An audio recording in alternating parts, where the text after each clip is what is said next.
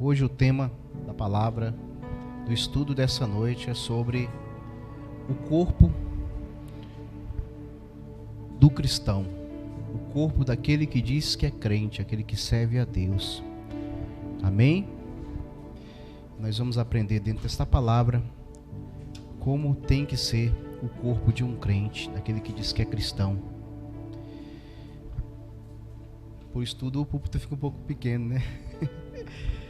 Irmãos, foi lido aqui na leitura introdutória, eu quero só dar mais uma refrisada, em Romanos 12, apenas o versículo 1, se bem que, dando um prosseguimento, a gente tem uma palavra aqui completa, mas diz assim, quem puder ler conosco aí: rogo-vos, pois, irmãos, pela compaixão de Deus, que apresenteis o vosso corpo em sacrifício vivo, santo e agradável a Deus, que é o vosso culto racional. Amém? Feche seus olhos e fala bem assim: Pai, fala comigo para testificar o que o Senhor já falou hoje, e queremos sair daqui alimentados. Irmãos, dentro desse texto que foi lido, aqui fala de algo que nós estamos constantemente dentro dele, que é o nosso corpo. Estamos 24 horas no ar, dormindo ou acordado, dentro do nosso corpo. Nós somos o nosso próprio corpo.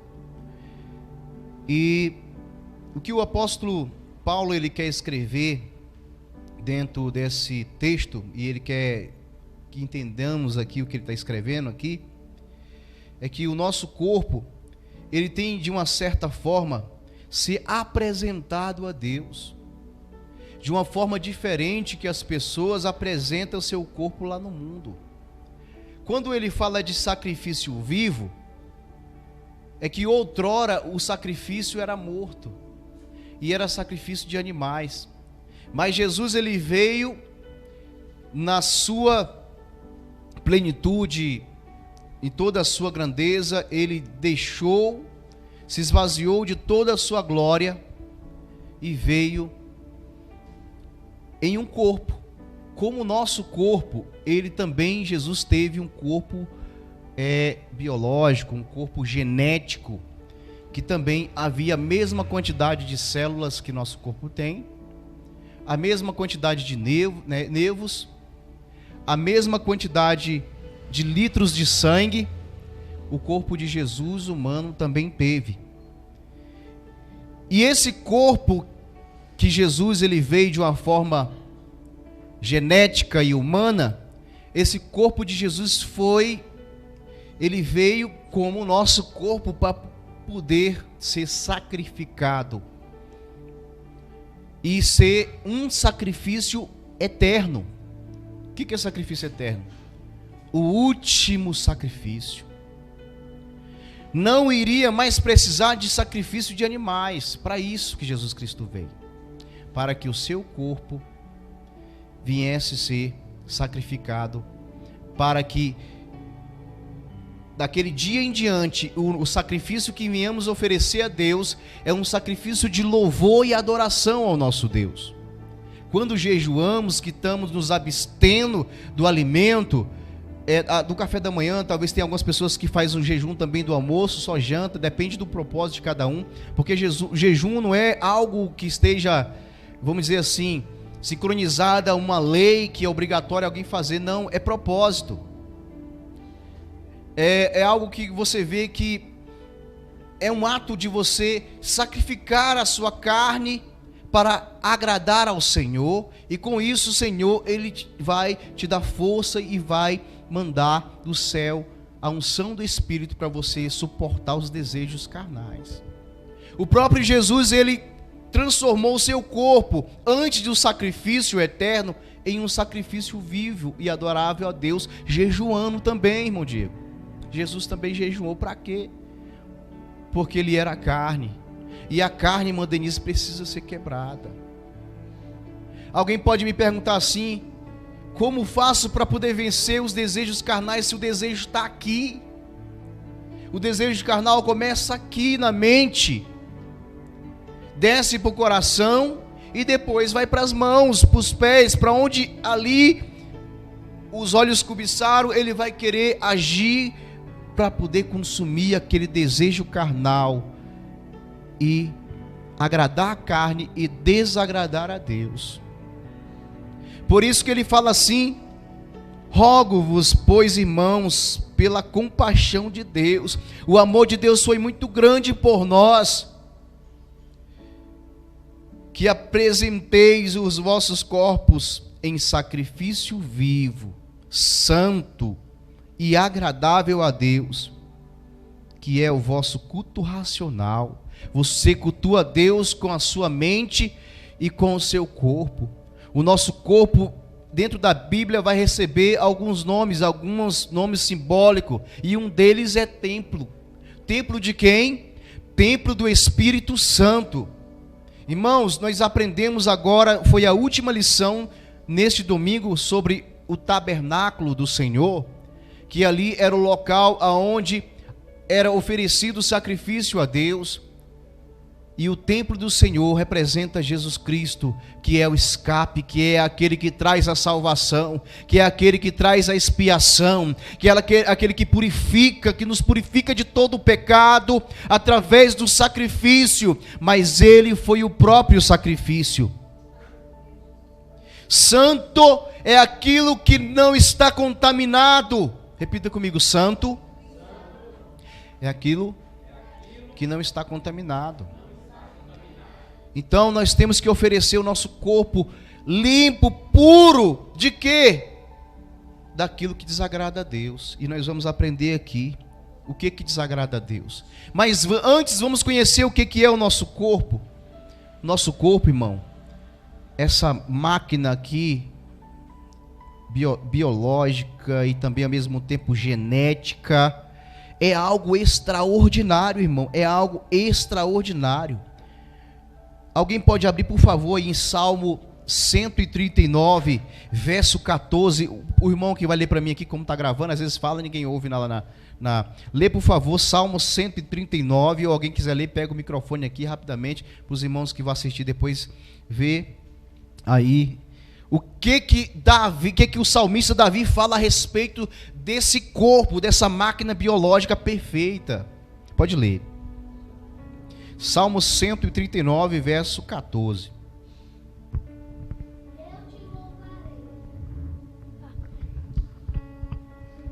Eu te louvarei, pois eu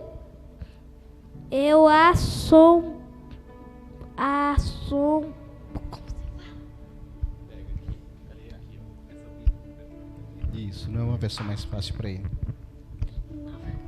Eu te louvarei, porque de um modo terrível e tão maravilhoso fui formado.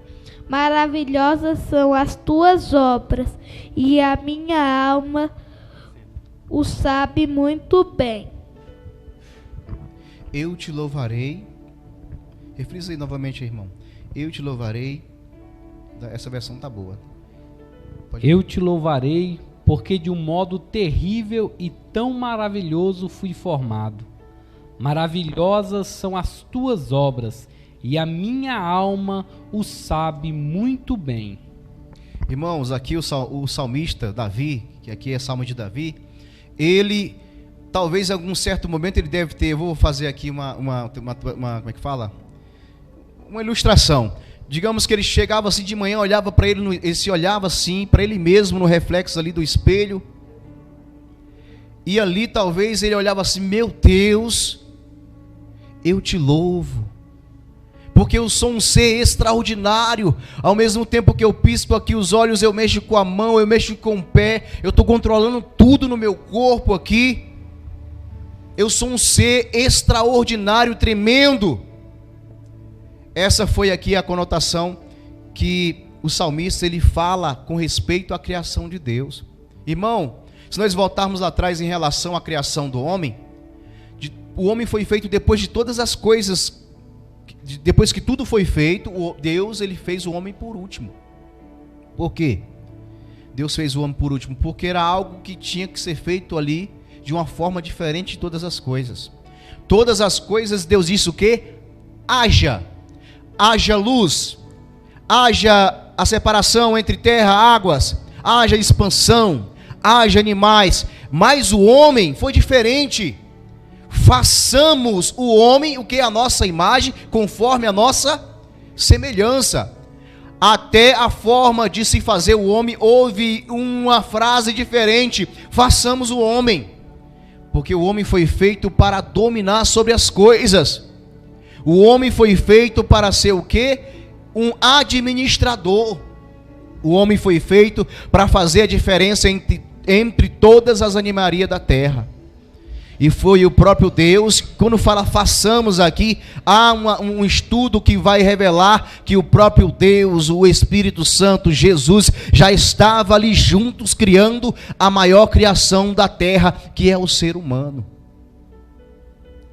E Deus, ele fez o homem para quê? De forma, vou dizer assim, tão genética, que às vezes nós sentimos dor, que nós sentimos às vezes fraqueza, até adoecemos, mas nós somos, como o irmão falou, a tricotomia do homem, quando se fala que nós estamos aqui, mas existe espírito e existe alma. É carne, é espírito, é alma. Espírito é vida, alma é aquele que vai prestar conta com Deus. Quando morremos, o nosso espírito volta para quem? Para aquele que nos deu, porque a vida pertence a Deus, mas a nossa alma, ela vai para o lugar de descanso, no paraíso. É aquele que morre sem Deus, vai para o lugar de tormento, assim diz a palavra de Deus. E no grande dia que houver o arrebatamento, vai haver essa junção novamente e a ressurreição, porque para ser julgado, para tanto ir para o céu como para a condenação eterna, o corpo também tem que ir. Dá para explicar um negócio desse?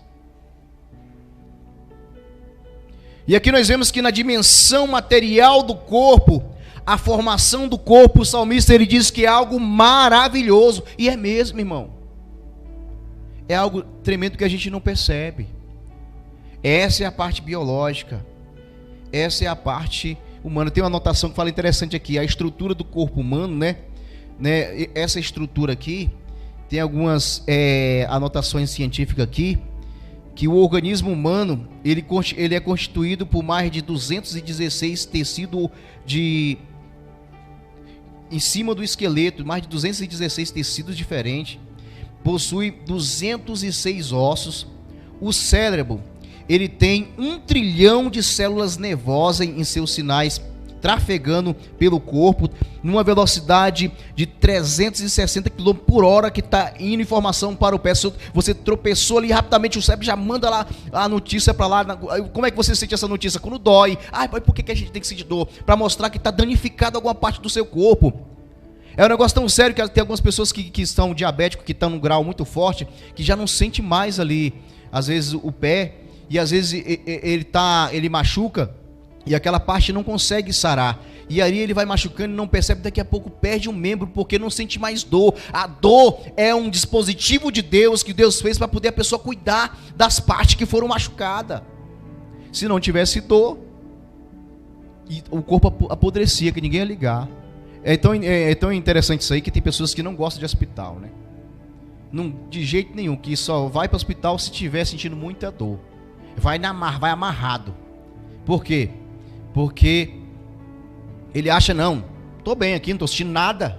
E o corpo está precisando de alguma manutenção naquela parte. Por isso que o corpo sente dor. Para a gente se cuidar. Para você saber aonde é que naquela parte está doendo. E aqui nós vemos aqui que a velocidade é muito grande. Diz ainda que 70% do nosso corpo ele é constituído por líquido, né? Por água ou líquido, né? Da parte líquida. Segundo aqui o científico, eu não sou médico, mas eu estou seguindo aqui as informações que foram dadas, né? Diz que tem aí mais ou menos aí 10 bilhões de vasos aqui capilares e 100 trilhões de células espalhadas, de buraquinhos aqui que sai o cabelo. Meu Deus, eu não sei nem quanto é que é esse valor aqui, né?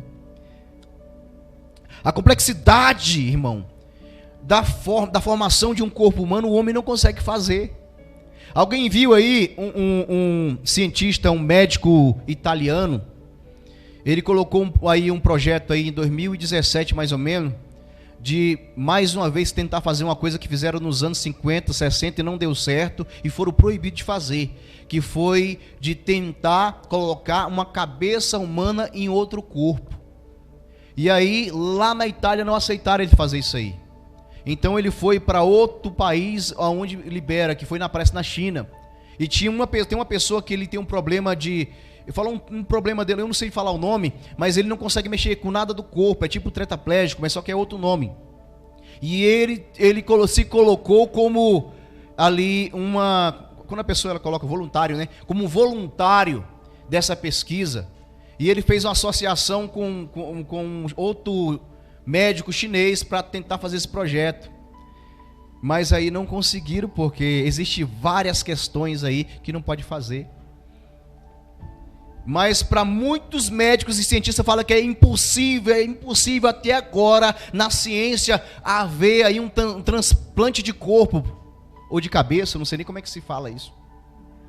Porque os neurônios são tão pequenos que o mais difícil é a questão de fazer a colagem dos neurônios. Pode até colocar uma cabeça de outra pessoa, mas não vai funcionar do mesmo jeito do tetraplégico, porque não existe emenda para neurônios. Porque Deus fez isso, uma coisa tão assim. Eu até falo, Deus fez isso de propósito. Imagina só, irmão Diego, se o homem conseguisse fazer um transplante de cabeça. Aí, hoje, as pessoas já querem trocar o sexo. Homem querendo virar mulher, mulher querendo virar homem. Se fosse assim, não, eu quero, o homem está bem aqui, não, eu sou homem, mas eu quero o corpo daquela fulana. Quando ela morrer, eu quero que ela dobre o corpo dela para mim. Aí o homem vai, em vez de fazer aquela cirurgia, só coloca a cabeça no corpo feminino. É uma coisa de louco, né? Mas se fosse, fariam isso. Ia ter tráfico de corpo. E Deus não permite isso, irmão, não tem como. Até hoje as pessoas estão na luta para tentar conseguir aí resolver a questão das pessoas que têm paralisia ou que são vítimas dessas enfermidades que não conseguem mexer o corpo todo. Alguns caíram e agora estão tetraplégicos, não conseguem ter. Tem vários tipos de coisa científica aí. O projeto que eles estão querendo criar é de criar um corpo robótico para que essa pessoa ela venha entrar dentro dele e andar, mas ainda não consegue ter estrutura de ficar em pé. Então ainda é a cadeira de roda. Como é que vai ser daqui a 40, 50? Não sei. Talvez as pessoas vão andar como o Robocop dentro de um corpo de ferro. Mas Deus ele fez isso porque o nosso corpo ele não é apenas uma máquina biológica. Preste atenção, irmão. O nosso corpo não é simplesmente uma máquina biológica. Não, o nosso corpo é algo que vai ser transformado. O nosso corpo é muito valioso, jovens. Por isso que nós, a Assembleia de Deus, não só a Assembleia de Deus, nós temos aqui uma pregação que ensina as pessoas a ter cuidado com o seu corpo. O corpo de uma mulher é uma máquina de sedução. Fatal. O corpo do homem também, conforme ele falou. Porque dentro do nosso cérebro existe lá dentro, eu não entendo muito dessa área científica, existe neurônios que quando o ser humano olha para um corpo de uma mulher que está andando sensualmente, ele desperta ali umas certas substâncias dentro do corpo que faz desejar o outro corpo. Por isso que tem que ter cuidado com o seu corpo. A forma que você se veste, a forma que você anda. Eu não estou falando isso aqui, mas às vezes o pastor está pregando e alguém fica, está falando com a fulana porque aí fica usando isso como objeto de gozação. Não é isso não, irmão. Cada um tem que cuidar da sua vida. Não tem ninguém mais santo, melhor do que o outro aqui não. Mas você que é uma mulher cristã, você que é um jovem cristão, tem algum jovem que quando começa a malhar, que o corpo começa a ficar bonito, ele fica andando sem camisa na rua, crente, para mostrar lá os músculos. Teu corpo é templo, irmão. Teu corpo não é museu não, para todo mundo entrar dentro e ficar olhando não. O corpo da mulher é templo do Espírito Santo. Então essa estrutura biológica, ela é algo assim maravilhoso e estupendo que a própria ciência não sabe explicar. Acontece de haver algumas enfermidades e doenças que a ciência não sabe como é que aconteceu, porque é muito complexo o corpo do ser humano.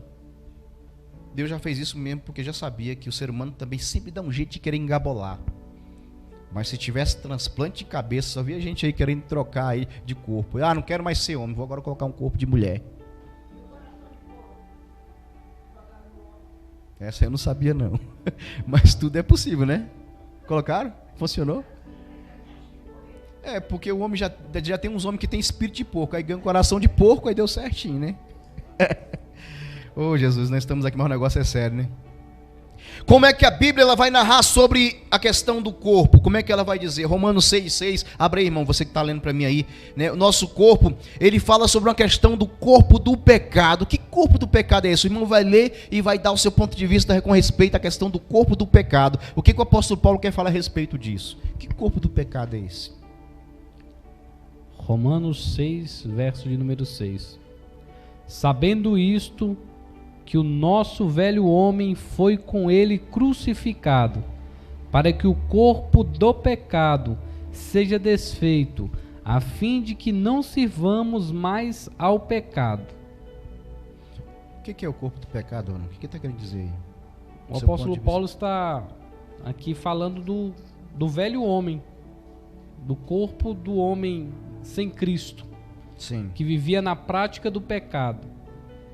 Ele está trazendo a memória para que nós lembremos que o nosso corpo foi crucificado junto com Cristo e morto pelo pecado, e agora ressuscitado, um novo corpo, um corpo sem mácula, sem pecado, um corpo que seja voltado às coisas de Deus, e não o velho homem ou o velho corpo que era entregue ao pecado. Essa é a questão, corpo do pecado. Nos antigos, para que esse corpo chamado corpo do pecado fosse cobrido dos seus pecados, era necessário, a gente sempre fala aqui, que houvesse ali, pela intercessão do sacerdote, aprendemos aqui, foi muito boa essa lição desse trimestre, que era necessário que esse corpo do pecado fosse cobrido através de um sangue aspergido de um animal. Mas agora nós fomos crucificados com Cristo, como diz o hino lá do irmão lá, eu já fui crucificado com Cristo, não vivo mais eu, mas Cristo vive em mim. Se você deixar que Cristo vive em ti, vive em você ou em ti, o teu corpo não será mais o corpo do pecado, mas o corpo que Jesus pagou o alto preço por ele, e é o corpo santificado. É isso que o apóstolo Paulo está querendo dizer. Não vivo mais para o mundo, irmão. Por isso, irmão, cuidado com teus olhos. Mesmo que queira, não olhe, irmão. Hoje está difícil, você anda pela rua, dentro da igreja, você vê que a sensualidade ela está esbanjando, e isso tira você da graça, da presença de Deus. Evita olhar. Ah, pastor, é errado falar que uma pessoa é bonita, olhar, achar uma pessoa... Não é errado você achar uma pessoa bonita, mas você olhar com um olhar de desejo sexual para a pessoa, isso aí já traz para você o quê? O pecado da mente. Vem a concupiscência, desejo da carne, que traz a iniquidade. A iniquidade, quando você passa a transformar o pecado em quê? Em uma ferramenta que te separa de Deus, porque todos pecaram, nós pecamos sim, mas não é o pecado que vai levar o homem para o inferno, não. O que vai levar o homem para o inferno, que Jesus naquele dia vai falar, e ele não fala pecado, vós que praticaram o pecado, não. Ele fala, apartai-vos de mim, vós que praticais o quê? Que praticaram e praticam a iniquidade. Iniquidade é o desejo, é o gozo de pecar.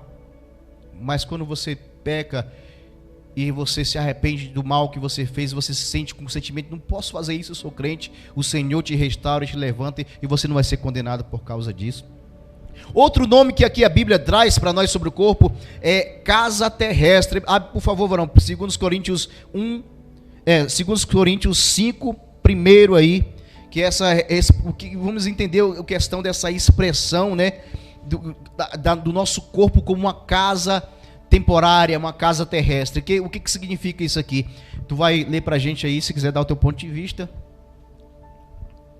Segunda carta de Coríntios, capítulo 5, verso 1, diz assim: porque sabemos que, se a nossa casa terrestre deste tabernáculo se desfizer, temos de Deus um edifício, uma casa não feita por mãos,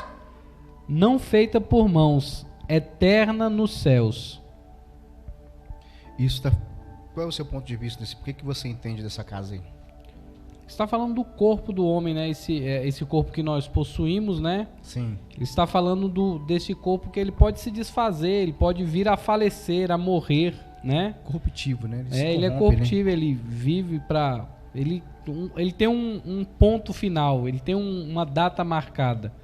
E mesmo que ele se desfaça, nós que temos um compromisso com Cristo, nós sabemos que na eternidade nós temos não apenas este corpo, mas um palácio, um edifício eterno, que foi construído não por mãos de homens, mas nas mãos do próprio Deus, que é eterna. Esse corpo, ele é o quê? É algo temporário, irmão. E seremos transformados em um corpo incorruptível, bem melhor que esse. Uma vez a Cruzinha fez uma pergunta lá no curso teológico, quando a gente estava fazendo a ETAD, perguntou assim pro monitor, pro professor: professor, será que quando eu chegar no céu eu vou continuar sendo baixinho assim? O nosso corpo será diferente, irmão. Eu não sei se vai ser parecido igualzinho esse aqui, não sei. Deus é que sabe como é que vai ser, cada um fala uma forma, mas eu sei que vai ser diferente. Você vê que o próprio Jesus ressuscitado, algumas pessoas ainda olharam assim, ainda ficaram assim: é tu mesmo, Jesus? Ainda ficaram assim. Depois, quando Jesus mostrou ali que ele estava com suas mãos furadas ali, mostrou a cicatriz, é que reconheceram que era Jesus, porque o nosso corpo vai ser transformado num corpo glorificado. Então essa casa passageira, e quando fala assim de casa terrestre, é que nós estamos aqui temporariamente nesse avadá aqui, onde tem uma alma e tem um espírito. Então assim, irmão, nosso corpo é o quê? É avadá de espírito e de alma. Só que assim, quem nos guia e que faz que esse avadá não seja condenado é o Espírito de Deus. E agora eu vou chegar aqui, vou pedir a Tatiana para ler. Leva lá o microfone para ela, para sair aqui na gravação aqui, irmão. Pode ir lá. Ela vai ler para a gente aí, por favor, Romanos 6, 1 Coríntios 6, 19, 2 Coríntios 6, 19.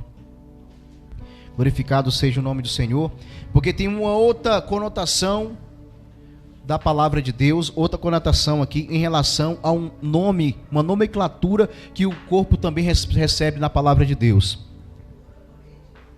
2 Coríntios 6, 19.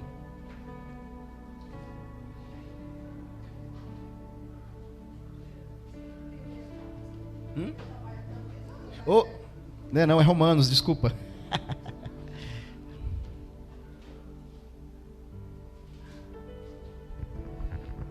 Ou será que eu não está anotado errado? Romanos 6,19. Falo com palavras bem simples, porque vocês ainda são fracos. No passado, vocês se entregaram inteiramente como escravos da imoralidade e da maldade, para servir o mal. Entreguem-se agora inteiramente como escravos daquilo que é direito, para viver uma vida dedicada a Deus. Para que venha chegar essa transformação, sim, de um corpo que sofria por causa dos seus próprios desejos carnais e pecaminosos, vai haver uma transformação e viver no passado e teremos um futuro diferente. E deixa ela dar o ponto de vista dela nesse raciocínio lógico que ela leu aí. Qual é o teu ponto aí? Eu quero que os professores também dêem os seus pontos aí. Não, eu entendi aqui que, como fala, no passado nós éramos entregues como escravos da imoralidade. Isso. Quando nós não éramos evangélicos, quando nós não aceitamos Jesus, nós somos entregues a prazeres mundanos. Nós não pensamos nas consequências desses prazeres mundanos e nos entregamos de corpo e alma, sem pestanejar. Mas quando nós nos entregamos, quando nós aceitamos a Jesus, nós temos que nos dedicar como escravos. Mas escravos de quê? Escravos de Cristo. De Cristo. Escravos de Cristo. Não do pecado, né? Não do pecado. Aqui ele fala escravo, mas eu acredito que ele quer colocar como servos de Cristo, como escravos, como dependentes de Cristo, porque os escravos eram isso. Eles eram dependentes dos seus senhores. Sim. Então ele fala assim, como é quando ele fala, entregue-se agora inteiramente como escravos daquilo que é direito para viver uma vida dedicada a Deus. Glória a Deus. Entregue-se como escravos, como servos a Cristo, para viver o que ele diz, né? O que é bom, agradável e perfeito, que é a vontade de Deus. Isso vai quebrar todo o conceito da questão de uma interpretação errada em relação à predestinação, que há aqueles que acreditam que existe um grupo, sei lá, até hoje não entendi por que falam assim, de que realmente Deus já sabe quem vai ser salvo, quem não vai ser salvo, e de que tem uns que vai ser, outros não vai ser. Quando fala de dedicação, irmão, que todo dia é dia de você conquistar a sua salvação, para que o seu corpo venha a ser transformado de uma casa mera que pode ser destruída e que é mortal e corruptiva, em um edifício que tem base e que ficará para sempre eternamente. Esse é o conceito que essa palavra nos traz. Muito obrigado, irmã Tatiane.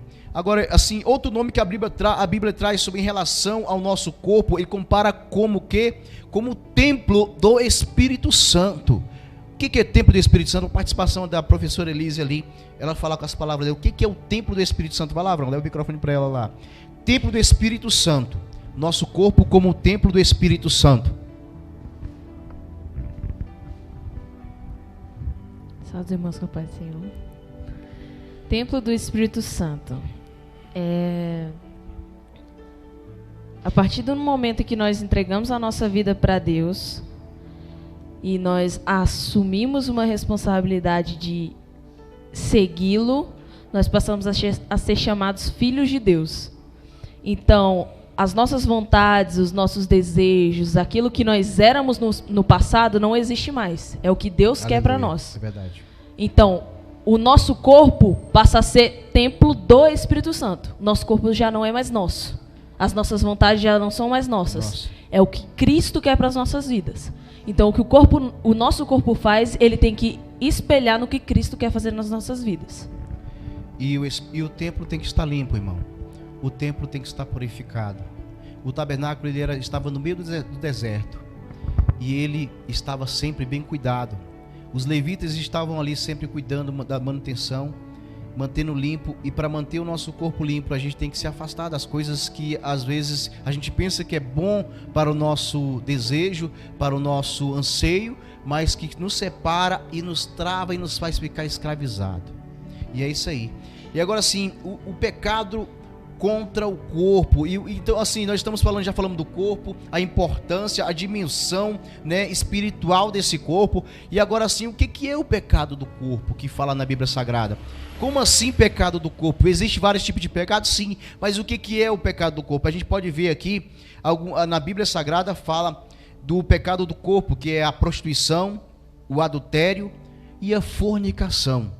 São três formas que levam o homem a cometer o pecado do corpo, com o corpo. Porque isso, se a gente for ver na íntegra aqui, na íntegra aqui, a prostituição é o quê? É quando a pessoa, ela começa a vender o seu próprio corpo. Quando ela começa a troca de... alguma forma de falar diferente, tem criança aqui. A troca de favores íntimos. Ela, em dinheiro ou alguma coisa em troca, ela vende aquilo que é sagrado. Porque a relação íntima, o ato conjugal, é isso que eu vou usar aqui. O ato conjugal, ele é um privilégio que Deus deu para aqueles que são casados, que entraram em uma aliança, tanto na presença de Deus, como também aqui na época já de Moisés. O casamento, ele era algo que era registrado perante a lei dos homens e de Deus também. Quando isso é feito fora e a pessoa quer usar isso para ganhar dinheiro, isso é chamado de quê? De prostituição. Irmãos, eu vou falar um negócio sério que algumas pessoas talvez possam até achar estranho, mas às vezes acontece que tem pessoas que é prostituta e não sabe. Tem jovens que é prostituta e não sabe. Quando existe algumas um pessoal que são YouTube que faz algumas pegadinhas para ver quem são as mulheres que são interesseiras. Aí ele chega lá numa motinhazinha simples: oi, tudo bem? Você pode me dar seu telefone, não sei o quê. Sai, me deixa em paz. Aí daqui a pouco aquela mesma pessoa, ela disfarça que estava naquela moto, vai para uma moto maior e tal. Aí a pessoa: oi, você quer meu telefone? É prostituta. Porque ela foi por interesse. Porque ela vê que o cara que tem uma Ferrari, que tem uma motona daquela, vai dar tudo que ela quer. E ela vai retribuir com todos os favores da intimidade, que não pode porque não é casada. Outra coisa que vai assustar você, que eu vou falar aqui em relação de pessoas que agem como prostituta ou prostituto e não sabe, é quando dentro do próprio casamento a pessoa começa a colocar restrição, greve dentro do casamento e só cumpre com a sua missão no ato conjugal se o marido der alguma coisa para ela. Ah, se tu não me der também, não vai ter. Está agindo como uma prostituta, uma esposa que está agindo como prostituta, não pode. É um direito do esposo, da esposa, de estar ali alegrando, ele e ela alegrando com essa missão que Deus deu. Ah, não. Tem pessoas que se não der aquilo que está pedindo, passa a ter restrição na intimidade. Está agindo, irmãos, está agindo como uma prostituta. Não pode. Isso existe dentro de um casamento, mas hoje tem poucas pessoas casadas para ouvir essa mensagem aqui. E tem mulheres que fazem isso. Indivíduo homem faz tudo. Já aconteceu fatos de a gente ouvir de pessoas que até o esposo pegou e traiu a esposa. E a esposa ficou sabendo, ah é? Então tá bom, eu vou crer que só porque tu fez isso, que tu me deu isso, me deu uma mansão, me deu isso, eu vou te lascar tudo, tu vai ter que me dar. Senão eu vou abrir a boca para todo mundo. E ela sabe que ele traiu ela e fica calado porque quer estucar ele. Está agindo como prostituta. Ou estou errado? Porque prostituição é quando a pessoa ela troca a intimidade do ato conjugal que não pertence a ele por dinheiro ou qualquer coisa material. Isso é prostituição que é falado aqui. Alguém pode abrir, por favor, 1 Coríntios 6, 13? Lê pra gente aí.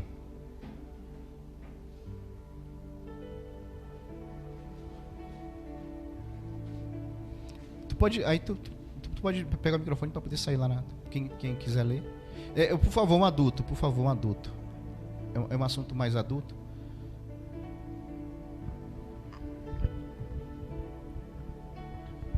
Paz do Senhor, irmãos. 1 Coríntios 6,13. Os alimentos são para o ventre, e o ventre para os alimentos, mas Deus destruirá tanto um como os outros. Ora, o corpo não é para a fornicação, mas para o Senhor, e o Senhor para o corpo. Você vê que assim ele fala de uma forma literal que dá a impressão que até por alimento as pessoas trocavam o seu corpo, até para comer. Uma vez eu escutei isso de uma garota de programa. Quem trabalha em hotel sabe que tem muitas garotas de programa que vai lá, o pessoal chama lá pela internet. Antigamente os hotéis tinham uns mensageiros que trabalhavam lá, que ficavam com um book. Antes de ter internet, existia lá um book que ficava com os mensageiros lá, que eles pegavam, chamavam. Aí as mulheres de programa davam uma gorjeta para quem chamava, e era caro, meu filho. Naquela época lá, os programas delas eram R$300, elas pegavam, davam 50, e eu tinha mensageiro lá que estava comprando carro, lá vendendo prostituição. Sabe? E aí, teve uma lá que uma vez desceu, eu comecei a conversar com ela assim, somente Elisa, rapidinho. Eu comecei a conversar com ela, minha filha, tu não pensa assim em fazer um negócio? Não, minha filha, eu sou formado em direito, sei o quê, mas não, tu acha que eu vou, só que, rapaz, eu acho que eu vou trabalhar, ser advogado, ficar sendo que aqui eu ganho dinheiro fácil. Sabe, irmão? Vendendo o corpo, ela falou, olha, eu vou te falar. Quando eu comecei, eu estava em São Paulo, não sei aonde, teve uma vez que eu estava com fome, não tinha que comer, eu me prostituí por um prato de comida. Que situação, né, gente? Pode falar, irmã Elisa, dá lá para o microfone para ela para falar. O meu Diego eu vou te mandar. Então, fala aí.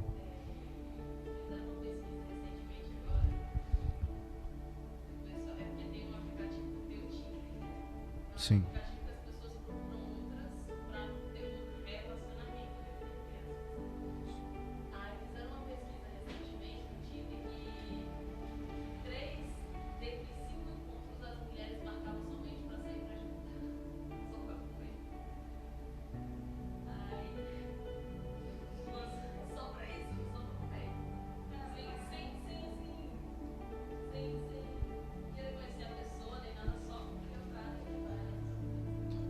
Meu Deus do céu. Então tá desse jeito, gente. Tá desse jeito. Muitas pessoas elas estão se prostituindo, são prostitutas e não sabem. O tão pouco tem se entregado aí. Tão pouco. Até a barraca do beijo pra mim também é prostituição. Rapaz, a coisa me fez assistir aquele filme lá. Começa dali. Trocar beijo por dinheiro, isso é prostituição também. Não pode, gente. Esses negócios não foi feito para vender, não. Beijo não foi feito para vender, não. Se vendeu, é prostituição, né? Não precisa consumir o ato para poder falar. Então, assim, aqui fala sobre prostituição e adultério. O que é adultério, gente? Alguém sabe me dizer o que é adultério? Adultério é quando a pessoa ela é casado, ela tem a sua esposa e ela trai a sua esposa. Ela passa a ter ali o ato conjugal sem a sua esposa. Isso é adultério. Isso é tão óbvio. A diferença da prostituição para o adultério é que o adultério, ele é algo que só o casado é que pode fazer. E alguns até têm cometido a prostituição e o adultério ao mesmo tempo. Porque algumas mulheres começam a olhar para o marido assim, esse coitado pode me dar nada. Aí entra o espírito de prostituição na mente dela. O que é o espírito de prostituição? Querer trocar o sentimento, o amor e a relação por alguém que vai dar algo para ela. Quantas mulheres, não só mulheres, homens também, mas aqui nesse caso de querer ganhar alguma coisa, no caso acontece quando algumas mulheres se sentem assim, tristes e decepcionadas com o marido pobre que ela casou, talvez nem é pobre, porque não consegue dar tudo aquilo que ela quer. E às vezes, irmãos, chega lá no trabalho onde ela trabalha, chega alguém lá superior que ganha mais do que o marido dela e começa a dizer que ela tá bonita e não sei o que, igual a Elisa falou, aí vamos jantar, leva para jantar ali, tá, alguma coisa, aí já começa daquela coisa ali, daqui a pouco ela começa a se interessar porque vê que ele tem algo para entregar para ela, aí faz o que? Adultera e ao mesmo tempo prostitui. É adúltera e prostituta ao mesmo tempo. Irmão, o negócio é cruel, irmão. É o que a Bíblia fala. É adúltera e prostituta. Porque foi por interesse. Menosprezou o marido que ela casou lá no que falou lá no altar, dizendo que seria fiel a ele, na pobreza ou na riqueza. Eu acho que nem mais estão perguntando mais isso nos casamentos. Porque agora, também quando a mulher começa a trabalhar e um trabalha do outro, né? E fica aquela coisa toda, não precisa, no final, todo mundo precisa do outro sim. E tem aqueles orgulhosos que falam que não precisa, não é isso?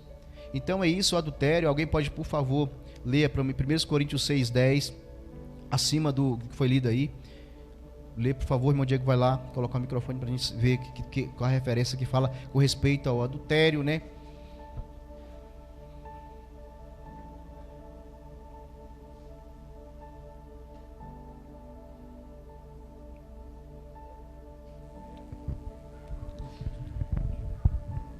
Pai do Senhor, igreja. 1 Coríntios 6:10. Nem ladrões, nem avarentos, nem viciados em álcool ou em outras drogas, nem caluniadores, nem estelionatários herdarão o reino de Deus. Tá entre eles aí, né? E não é só questão do adúltero não, porque tem pessoas que às vezes, o camarada tá adulterando, mas aqui tá falando só de adultério não, né? A pessoa que adultera, irmão, se pensa que a vida dele, se ele tá garantida a salvação para ele, ele tem que procurar correr atrás, que não tá não. E sobre a fornicação?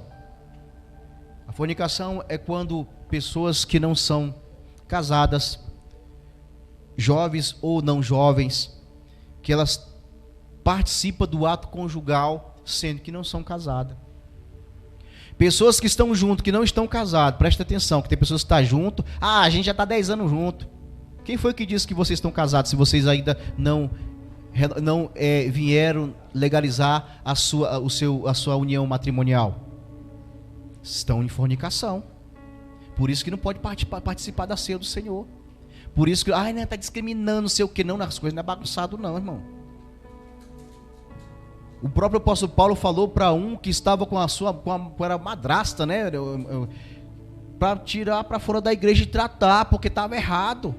Quanto mais jovens que nem são casados e estão querendo viver a vida como se fosse casado. E não só isso, irmão. Tem pessoas que estão 20 anos juntos e nunca casaram, estão em fornicação. Isso também condena. A irmã quer falar ali. Fala no microfone.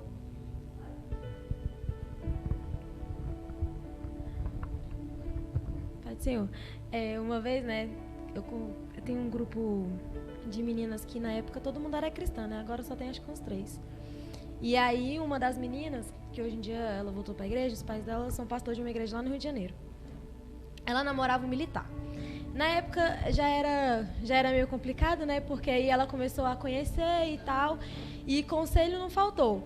E aquilo ali, ela já teve a a conjunção, né? Ali, junção, não sei o quê, e tal.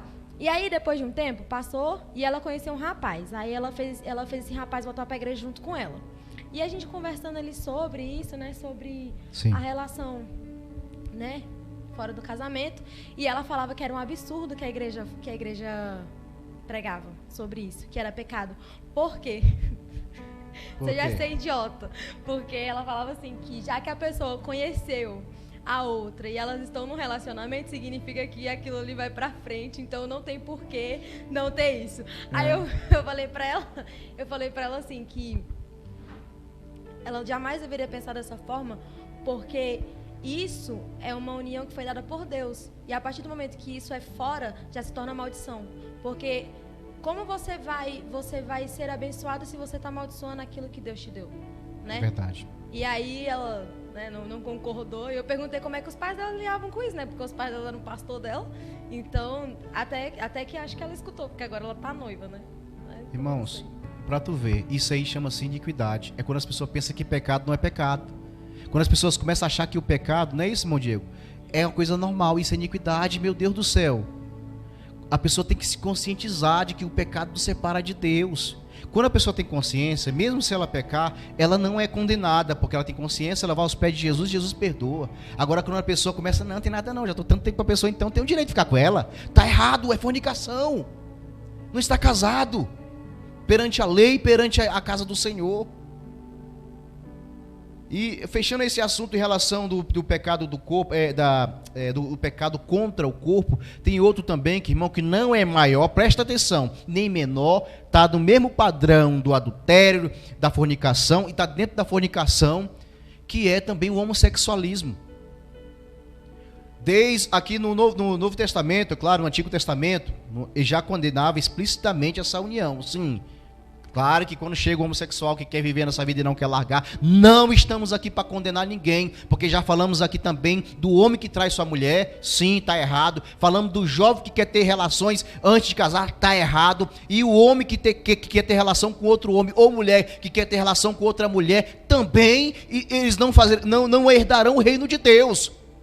Não tem maior e nem menor, viu, irmão? Os irmãos podem conferir, por favor, aqui, deixa eu ver aqui na referência aqui.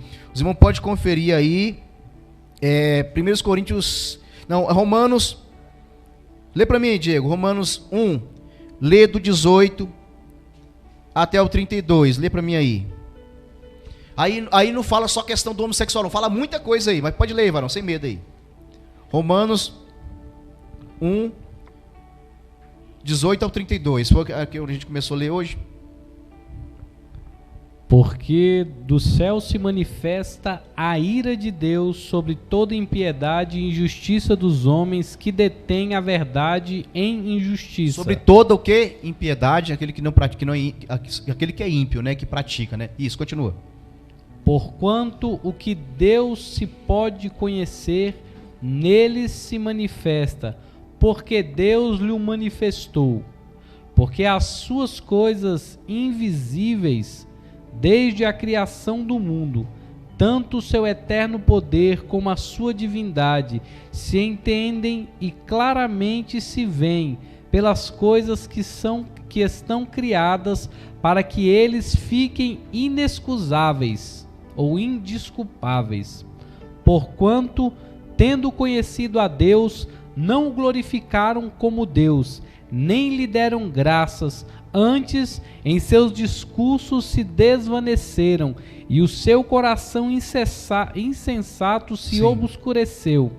Dizendo-se sábios, tornaram-se loucos, e mudaram a glória do Deus incorruptível, em semelhança da imagem de homem corruptível, e de aves, e de quadrúpedes, e de répteis, pelo que também Deus os entregou às suas concupiscências do seu coração, a imundícia, para que desonrem o seu corpo entre si, pois mudaram a verdade de Deus em mentira e honraram e serviram mais a criatura do que o Criador, que é bendito eternamente. Amém.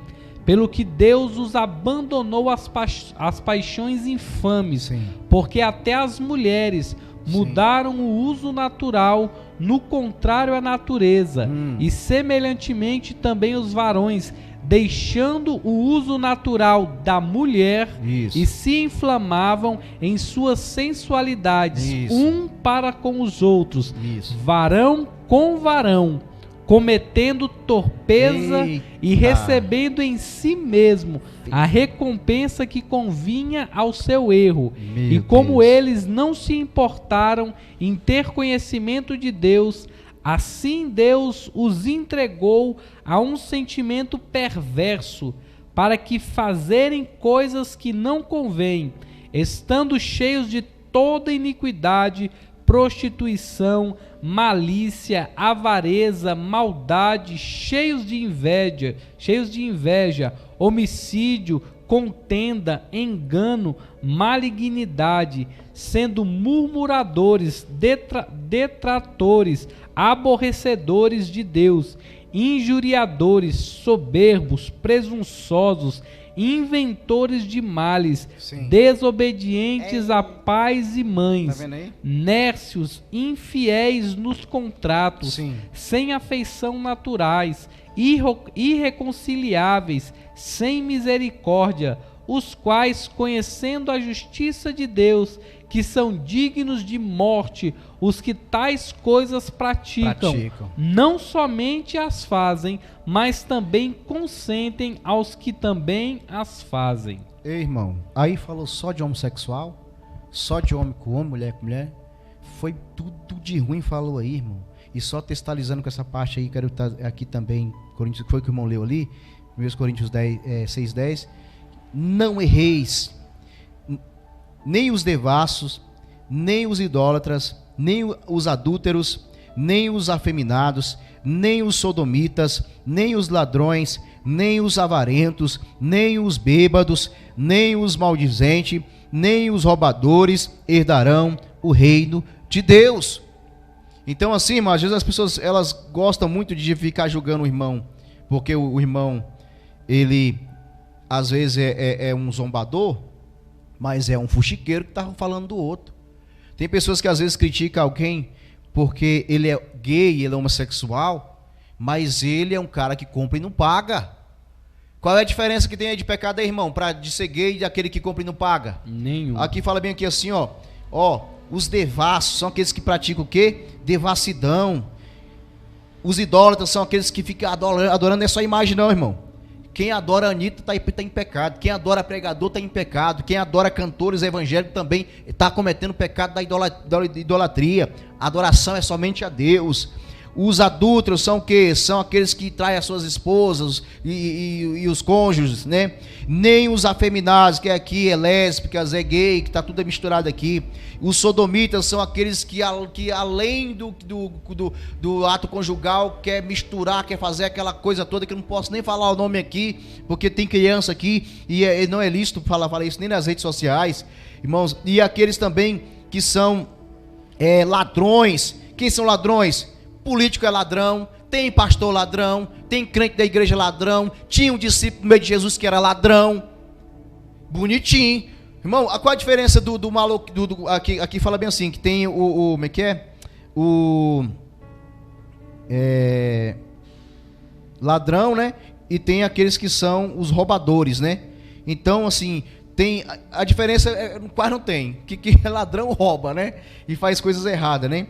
E os avarentos, quem são avarentos? Aqueles que são loucos por dinheiro, que matam por dinheiro, que a vida deles só é dinheiro, que só quer coisa material, que nem ama mais a família, que o pai mata o filho por causa de dinheiro, o filho mata o pai por causa de herança, e aquela bagunça toda.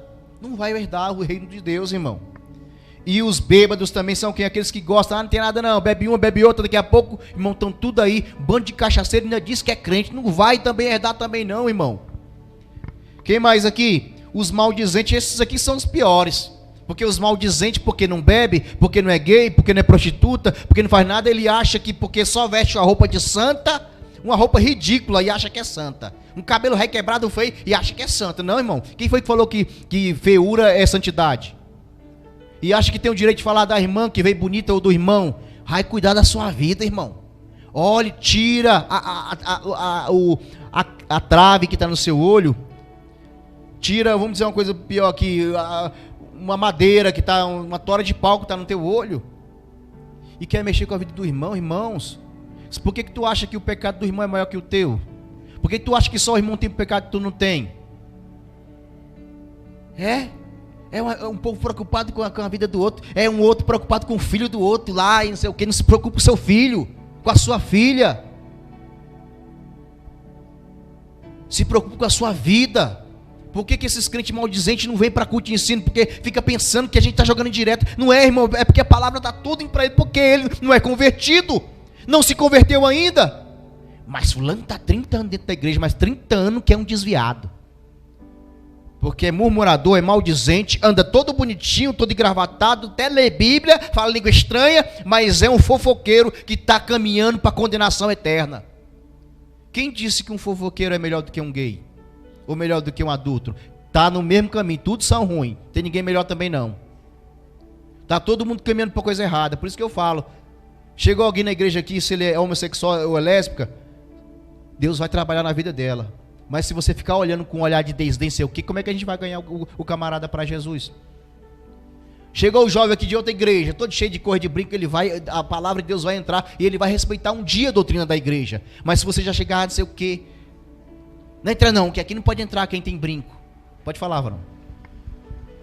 Só corroborando aí com o senhor fala, Lucas capítulo 13. Isso. Jesus fala assim: naquele mesmo tempo estavam presentes ali alguns que falavam dos galileus, cujo sangue de Pilatos misturava com os seus sacrifícios. Sim. E respondeu Jesus e disse: cuidai vós que esses galileus foram mais pecadores do que todos os galileus por terem padecido tais coisas? Não vos digo que antes, se vós não se arrependerdes, Sim, também de igual modo vão perecer. Quem era que ia perecer? Os discípulos, você está Pois falando é. dos discípulos aqui. Discípulo, irmão. Não tem ninguém melhor que ninguém não, irmão. Meu Deus do céu.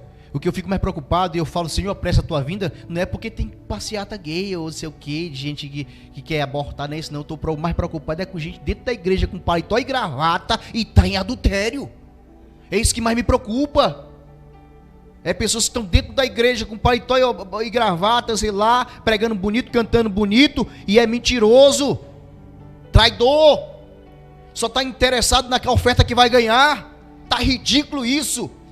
Cantores e pregadores aí que só pregam porque estão interessados naquilo que vai receber da igreja. Não se vê de evangelho, não se vê de louvor. Isso que nojo, esse negócio está fedendo nas narinas de Deus, está enojando para Deus. Essas pessoas que dizem ser crente, mas são falsos crentes, mentirosos, que abraça o irmão, mas depois chega lá na casa do outro e vai falar mal dele. Alguém falou assim: ai pastor, alguém falou mal de mim. Falou: ah, meu filho, entra na fila, que estão acabando comigo também. Se fala mal do pastor, que cuida dele, que ora por ele, que ama ele, por que não vai falar de tu, rapaz? Esquenta não, que esses maldizentes aí, que quando fala maldizente, que é quem fala mal dos outros, é quem dá sempre um ponto negativo para tudo. Não vai herdar, irmão. Tem ninguém melhor do que ninguém não. Agora eu vou mudar o contexto para poder terminar essa palavra de hoje. Mas pastor, como é que eu faço, pastor, para poder eu santificar meu corpo? Como é que eu faço, pastor, para poder não me prostituir, não adulterar? Há pessoas que estão dentro da igreja e às vezes tem um espírito de homossexual e não procura se libertar, irmão.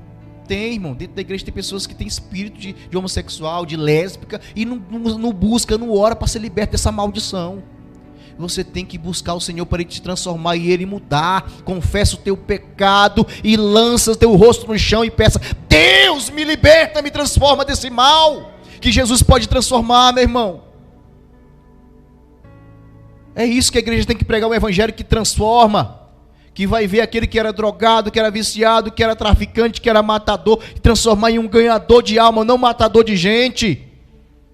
E em todos, irmãos, uma alegria, um coração de um pastor ver, esse era homossexual e agora está pregando a palavra, liberto. Você pensa que é fácil para o homossexual que aceitou Jesus? Não é.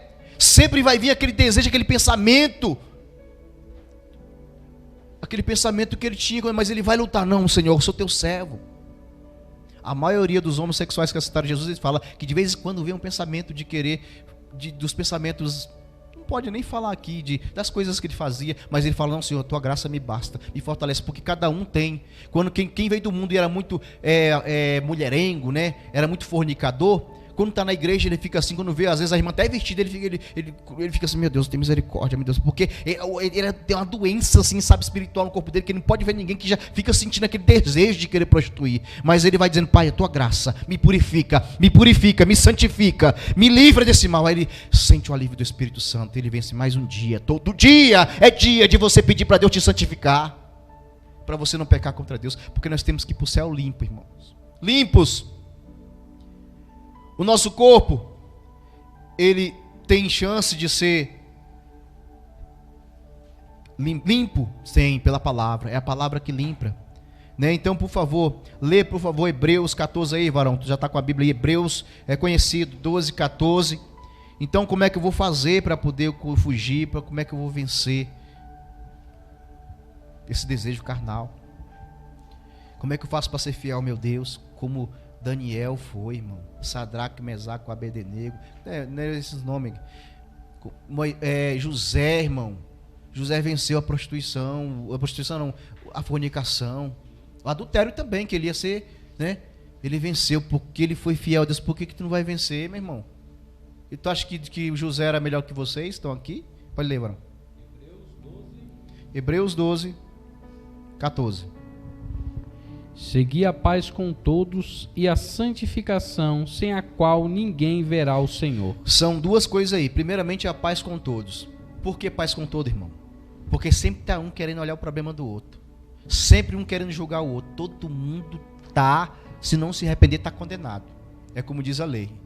Um policial militar, antes que alguém prove, se o contrário, ele já está, o meu filho que falou, que ele é PM. Se alguém falar, o PM fez isso, até não provar o contrário, ele já é culpado. O contrário pra gente que até a gente só consegue provar, quem trabalha, a Tatiane sabe. Tem que... Isso, exatamente, não sente até que prova o contrário, né? Então, irmãos, seguir a paz com todos. A pessoa que diz que eu sou orador, é um povo que fica se exaltando. Eu oro, eu leio Bíblia, eu não sei o que. Eu tenho um anel de não sei de que formatura. Eu sou não sei o que. Teve um até que, rapaz, o povo gosta de colocar essas coisas no TikTok para poder escandalizar o evangelho. Tava lá, foi pregar lá e o cara tava só uma notinha no teclado lá. Meu filho, toca esse negócio direito aqui, porque eu passei o dia todo jejuando, orando e não sei o que. Humilhou o coitado do músico, e o músico saiu de lá assim, chateado, porque o pregador lá humilhou o menino porque errou 2, 3 notas. Imaginei eu que errou muitas notas. A Bibi também que erra várias notas também, né, Bibi? Ele ia bater na gente. Eu até falei para Elisa, um tempo atrás, quando alguém me falava assim dentro da igreja, assim, eu ia pegar o teclado e lascar na cabeça dele. Né? Todo mundo erra, irmão. Aí o pregador lá, não sei o que, é um hino fácil, não sei o que, eu jejuei e orei, coitado, rapaz. É um povo querendo humilhar o outro, rapaz. Seguir a paz com todos. Seguir a paz é você saber que você tem que cuidar da sua vida e o irmão cuida da dele. Nem é ficar direto também abraçando o irmão direto na casa dele, não, que isso aí dá é nojo, dá é confusão. É cada um na sua. Mas a paz do Senhor, meu irmão, e siga a paz real, mas não tem como, sempre tem crente falso, irmão, que te dá a paz do Senhor, mas tá, acabando contigo pelas costas. E a santificação, o que é santificação, irmão? É se afastar da prostituição, da fornicação, do adultério, da mentira, do engano. Tudo isso que foi lido, isso não é possível que o povo vai esquecer de tanta coisa que foi lido hoje aqui, o que nos separa de Deus. Então é isso aí. Para viver uma vida de santidade, você tem que se chegar a Deus. Tiago, meu irmão de Jesus, escreve: chegai-vos, pois, a Deus. Chegai-vos, pois, a Deus. Como assim? Há momentos que a gente está com muita risada na vida, muita alegria, muita chocarrice. Ele falou: transformai o seu riso em choro. Como assim? Para um pouco de rir, para um pouco de se ficar só vendo as coisas da internet. É um povo velho viciado na internet, que tem hora que, se ele passasse as horas que ele fica na internet orando, ele seria um crente cheio do poder de Deus. Mas ele tem deixado que as coisas da vida têm separado da comunhão com Deus e faz dele um homem carnal, que as emoções, a raiva, tudo toma de conta do corpo, da mente, e ele é uma pessoa agressiva, que não tem uma vida de santidade, de maldade, de cobiça. Irmão, tem pessoa que nem disfarça. Quando ele vê assim a mulher sensual andando na rua, ele, meu Deus, chega assim, meu Deus, nem disfarça. Porque ele não vive uma vida de santidade ao Senhor. Em todo tempo orar sem cessar, em todo tempo, irmão, em pensamento. Não é só na igreja não, que tem gente que ora muito na igreja, mas saiu daqui, já vai pecar. Já está em pecando. Porque eu falo pecando assim, de propósito mesmo. Não é o pecado que a pessoa peca porque foi a fraqueza da carne. E 1 Pedro 1,15, para encerrar, diz bem assim: sede santo em toda vossa maneira de viver. Seja santo no falar, irmão. Crente não fala palavrão, não. Crente, irmão, não bate na cara do outro irmão, não. Crente, irmãos, eu sei, pode falar mal da minha mãe, da minha esposa, igual o Will Smith lá, que bateu na cara do Chris lá. Eu entendo a situação. Todo mundo odeia o Chris, como diz aí, né? Mas é difícil, às vezes, alguém falar mal da nossa esposa, a gente que mesmo quer ou ameaçar. Mas é a graça de Deus que nos mantém de pé. Nós somos santificados pela graça de Deus.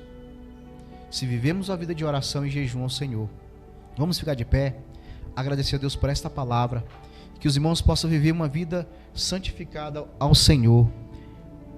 Vale a pena ser fiel, irmão. Irmão, vale a pena ser fiel, porque Deus quer usar vasos que estejam limpos. Amém? Pai, muito obrigado por esta palavra. Muito obrigado por esse momento que tivemos aqui aprendendo a Tua palavra. Obrigado por esse culto. E eu te peço, Pai, que o Senhor leve os Teus filhos em paz para casa, livrando de todo mal, livrando da bala perdida, livrando do homem sanguinário, livrando do pecado que está às portas, para que Teus servos não venham cair na tentação do inimigo, mas que vivam vigiando com seus olhos, com os ouvidos, vigiando em todo o tempo para não cair em tentação. Livra-nos do mal, Pai, do nosso próprio mal, e nos dê um restante de semana abençoado. Amém. Coloca a mão em gesto de receber. Que a graça do nosso Senhor e Salvador Jesus Cristo, o grande amor de Deus,